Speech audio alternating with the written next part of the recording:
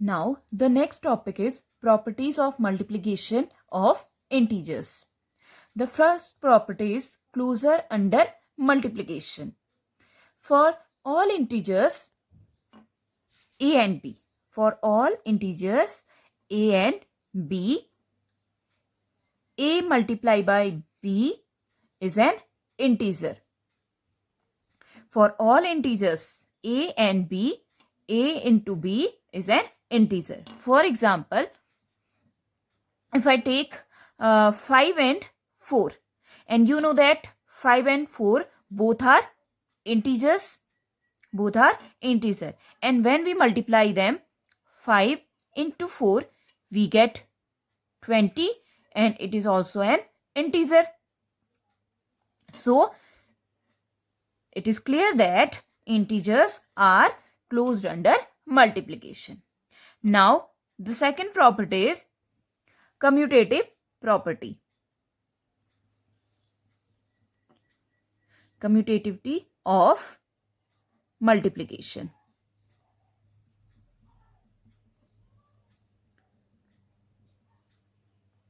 According to multiplicative property, a into b equals to b into a.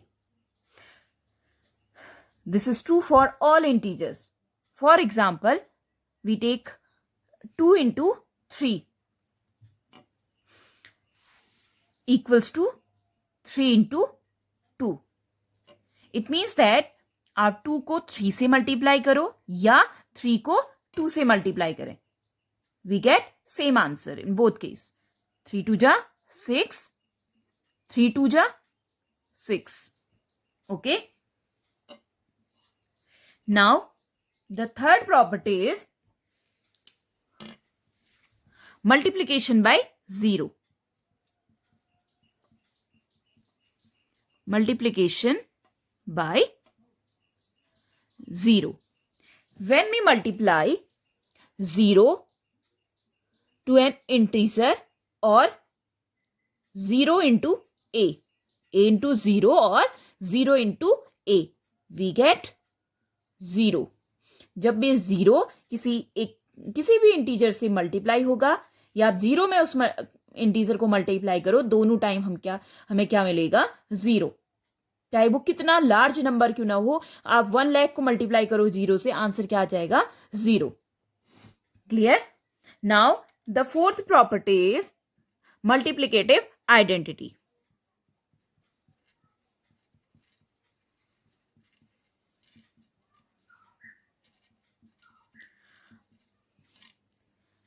One is multiplicative identity.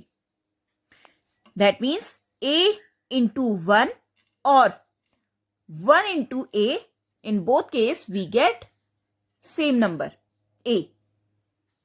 इससे पहले हमने क्या पढ़ा था?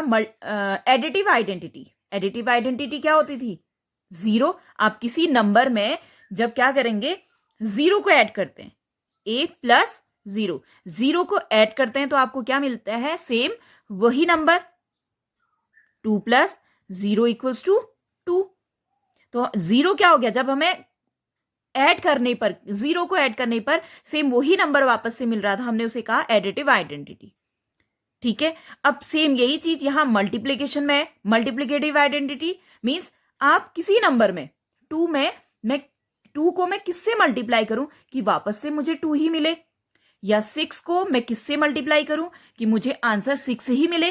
एंड यू नो दैट 2 1 जा 2, 6 1 जा 6. तो बोथ केस में हमारा आंसर क्या आया?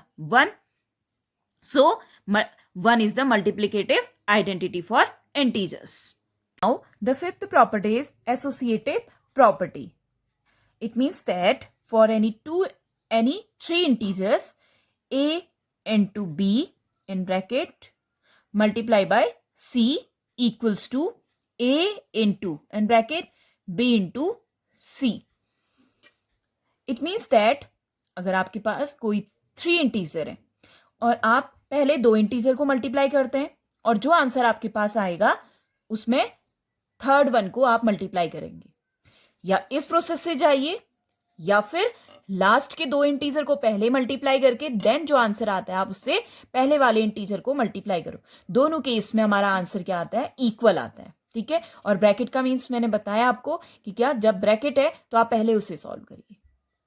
क्लियर हुआ। और ऐसी ही प्रॉपर्टी हम किस में पढ़ते हैं, इस एडिशन के लिए भी पढ़ते हैं। a plus B plus C equals to a plus b plus c. It is for addition and it is for multiplication. For example, we have three integers like 2, 3 and 5. Now apply this for associate multiplication. 2 into 3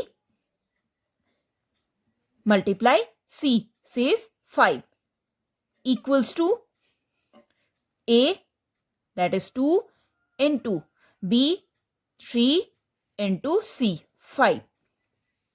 And now check our answer is equal or not.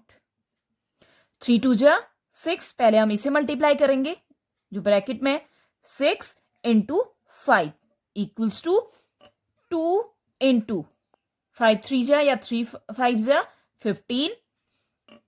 Now 6 5 जा 30 and here 15 2 जा 30.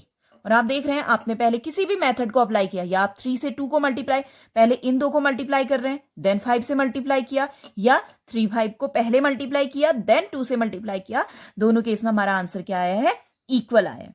ठीक है, इस associative property से related जो आपके question आएंगे वो इस तरीके से आ सकते हैं कि आपको फिल करना है 4 into 3 into 5 equals to 4 into dash into 5. सबसे पहले क्वेश्चन को देखते ही पता चलना चाहिए कि कौन सी प्रॉपर्टी यूज हो रही है। 3 इंटीजर है तो एडिशन की भी हो सकती है, मल्टीप्लीकेशन। साइन चेक करो, साइन किस चीज का है, मल्टीप्लीकेशन का, तो associative for multiplication. And here A B C लिख लो अगर समझ में नहीं आता है, ए बी सी। अब सीक्वेंस वही ए बी सी, तो कौन सा टर्म मिसिंग है, बी, और बी की वैल्यू कितनी है 3, तो यहां का आंसर कितना आ जाएगा 3। क्लियर हुआ। ऐसे ही हम मल्टीप्लीकेशन के लिए भी कम्यूटेटिव प्रॉपर्टी के लिए भी यूज कर सकते हैं। आपका फिलअप्स कम्यूटेटिव प्रॉपर्टी क्या होती है, A into B equals to B into A. In case आपके पास फिलअप्स हैं कि 3 into -8 equals to -8 into A क्या है 3 and B equals to -8। So B तो -8 हो गया, यहां पे फिल क्या करना है, ए, बी इंटू ए, तो वैल्यू कितनी आ जाएगी 3। क्लियर हुआ। Now the sixth property is distributive property.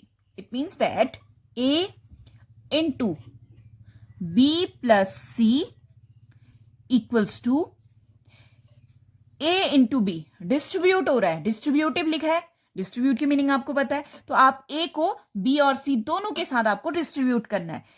So equals to A into B plus, बीच में साइन क्या आ गया है, plus. Now A into C, A into C. जब आपको इस तरीके से कोई क्वेश्चन फॉर्म में दिया होगा तो आप इस फॉर्मूले को अप्लाई करेंगे। कैसे, देखो for example we have 3 4 and 6। Clear.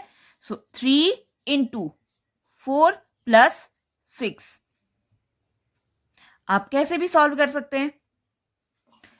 मैं पहले इसी को सॉल्व कर रही हूं, 3 इंटू जो ब्रैकेट में उससे पहले सॉल्व करते हैं, तो 6 प्लस 4 10। नाउ 3 10 जा 30। अब चेक करते हैं कि ये सही है या नहीं ये फॉर्मूला।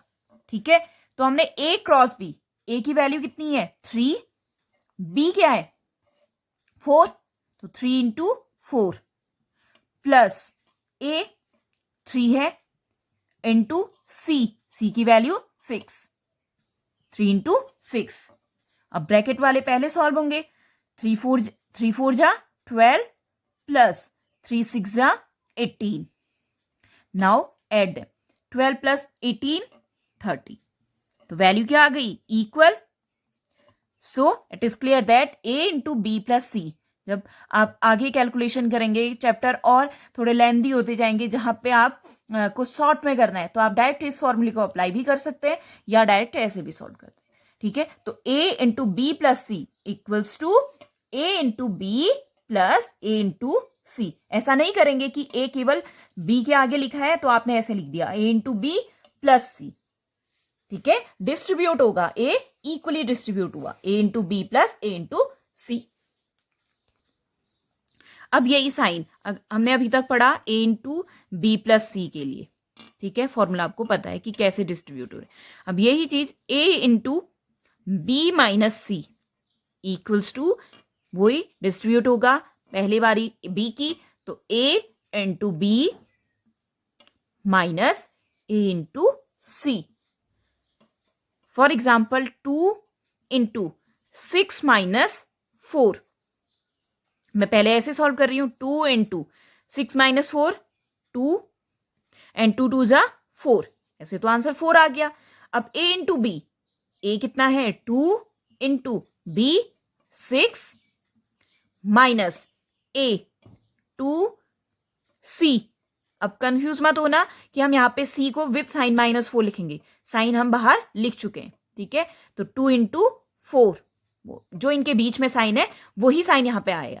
जैसे इसमें क्या था, ए इंटू बी, ये जो साइन था इसी साइन को मैंने बाहर लिखा था, ए इंटू सी। क्लियर हुआ? तो 2 6 जा 12 माइनस 2 4 जा 8, अवर आंसर इज 4। तो ये इक्वल आ गया। Now properties of division of integers. The first one, for any integer a, if we divide a divided by 0, a divided by 0, कोई भी इंटीजर को आप 0 से डिवाइड करते हैं तो वो डिफाइन नहीं हो सकता, नॉट डिफाइन। इस चीज को हमेशा याद रखना, ये काफी जगह कैलकुलेशन में भी आएगा आगे की क्लासेस में। ठीक है, 0 डिवाइडेड बाय a, कंफ्यूज मत होना, दोनों अलग चीजें। a divided bye 0 and 0 divided by a, इसमें आंसर क्या आएगा? 0। कोई भी कितना भी बड़ा नंबर आप ले लो, फॉर एग्जाम्पल 0 अपॉन, मैं अगर 1 लाख भी बोल रही हूं, 1 लाख, तो वैल्यू कितनी आएगी? 0। और यही चीज जब मैं कितना भी बड़ा, फॉर एग्जाम्पल 1 2 3 4, सॉरी 0 1 2 3 0, मैंने कोई नंबर लिया और मैं इसको 0 से डिवाइड कर रही हूं, तो ये नॉट डिफाइन, हम इसे ऐसे भी लिख सकते हैं। ठीक है, तो इन दोनों को हम रिमाइंड रखना, माइंड पे रखना कि हम कहां पे नॉट डिफाइन आ रहा है और कहां पे 0 आ रहा है। And if we divide any integer by 1, we get the same integer. That means if 99 is divided by 1, we get 99। क्लियर हुआ? अब इससे पहले हमने 2-3 प्रॉपर्टी ऐसी पढ़ी थी जो मल्टीप्लाई में भी आ रही थी, एडिशन सब्सट्रैक्शन में भी थी। वो प्रॉपर्टी क्या थी? क्लोज्ड। आपने पढ़ा कि closed under addition, closed under multiplication पढ़ा ना। तो क्या are integers closed under division? Let's check. Closed under division.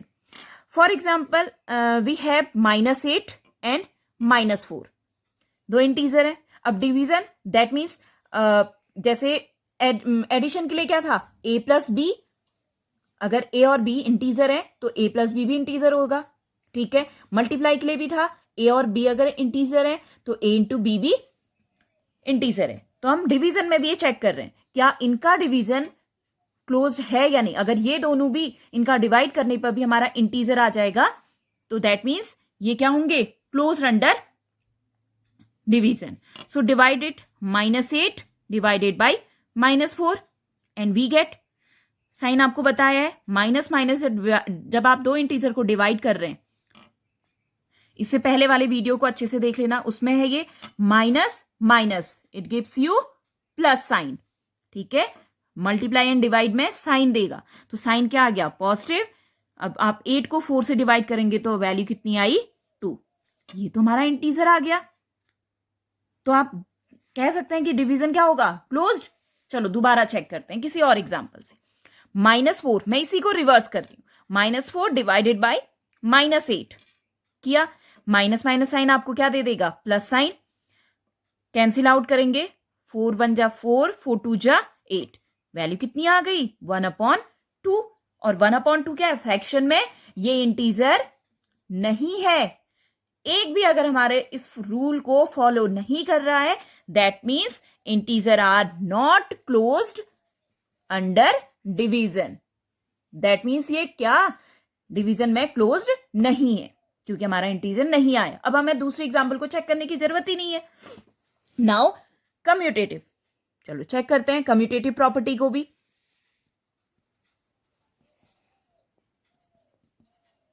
Commutative property, for example we have -6 and 3, हमने डिवाइड किया। कम्यूटेटिव मीन्स अगर हमारा क्या आंसर आ जाएगा, a divided by b equals to b divided by a। अगर ये हमारा आंसर आ जाता है, दैट मीन्स ये हमारे क्या है, कम्यूटेटिव प्रॉपर्टी को फॉलो कर रहे हैं डिवीजन के अंदर। ठीक है, तो हमने फर्स्ट में चेक किया -6/3, मैंने इसे a लिया, इसे b लिया, क्लियर हुआ। अब -6/3 मैं पहले a डिवाइडेड बाय b कर रही हूं, वैल्यू कितनी आई, माइनस माइनस माइनस और साइन क्या है, माइनस प्लस का, तो आपको ये क्या देगा, माइनस साइन, -2। नाउ दूसरा चेक करती हूं, मैं इसी को रिवर्स करके ही दिखा दे रही हूं। ठीक है, क्यों, क्योंकि हमें b/a चेक करना है। b क्या है, 3/a क्या है, -6।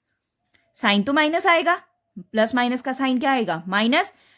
3 1 जा 1, 3 2 जा 6, वैल्यू कितनी आ गई, 1/2। आपको क्लियर दिख रहा है कि दोनों इक्वल नहीं आए, -2 does not equals to -1/2। That means integers are not commutative under division. A divided by b does not equals to b divided by a. अब ये जितना कॉन्सेप्ट समझाया इंटीजर्स का इंट्रोडक्शन, 2 वीडियो है, उसको देखो। साइन कन्वीनियंस बताया डिवीजन के लिए भी, मल्टीप्लीकेशन, इन सब के एडिशन, सब्सट्रैक्शन, मल्टीप्लीकेशन, डिवीजन, इन सब का साइन कन्वीनियंस देखो। इस चीज को जब तक आप नहीं समझोगे आप एक्सरसाइज नहीं कर पाओगे। तो ये पूरा कॉन्सेप्ट अच्छे से समझो, इसके बाद कल से एक्सरसाइज स्टार्ट करते हैं।